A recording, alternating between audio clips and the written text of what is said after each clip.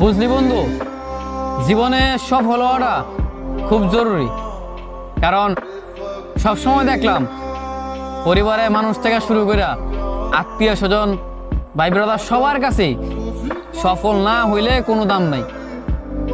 সবসময় দেখলাম কি, যখনই পকেট পথে টাকা হইলো, যখনই পরিস্থিতি খুব ভালো হইলো, তখনই মনে করছে সব মানুষ আপন বানাইলো, সব মানুষের কাছে ভালো আছিলাম।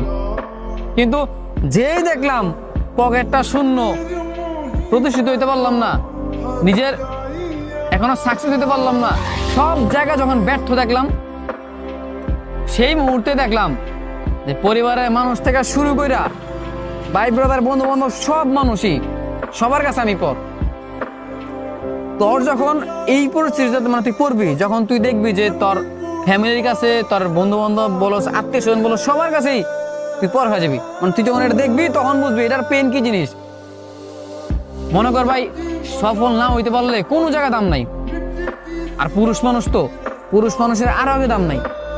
একটা পুরুষের যদি মনে কর, একটা পুরুষ যদি সফল না হইতে পারে, কথাটা মনে রাখি যে একটা পুরুষ যদি সফল না হইতে পারে, তার কথা দেওয়া কইলাম, এই পুরুষ কোনোদিন কোনো মানুষের ভালোবাসা পাইব না, কোনো মানুষের কাছে ওই প্রিয় মানুষ হইতে পারবো না। কারণ কেন জানোস? কারণ পুরুষের টাকা নাই। পুরুষের টাকা হইব, পুরুষের সব হইব। শখের নারীর কথা কস, তাই না? ওই যে নারী ভালোবাসে, শখের নারীর কাছেও অপ্রিয় হইব। কথাটা মিলাই লইস, কথাটা খালি মনে রাখবি। একটা সময় পর দেখবি যে আজকে তোরা যেই মানুষটা কয় না ভালোবাসি ভালোবাসি, তোর তোমার জন্য আমি সবকিছু করতে রাজি, এই কথাটা যে কয় না, একটা সময়ের পর গিয়ে দেখবি তোর এই মানে এই সেম কথাটা অন্য একটা মানুষকে কইব। কেন জানোস? সময়ের পরিবর্তনে তোর সময় যদি আজকে খারাপটা হয়, বা এখন তোর সময় খারাপ না, তুই দেখ তোর শখের নারী অন্য মানুষও এই কথাটা কইতাস।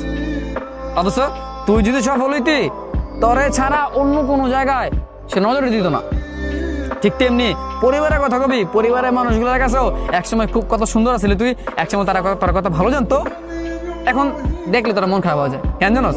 কারণ তোর পকেটে টাকা নাই, তুই ভালো কাজ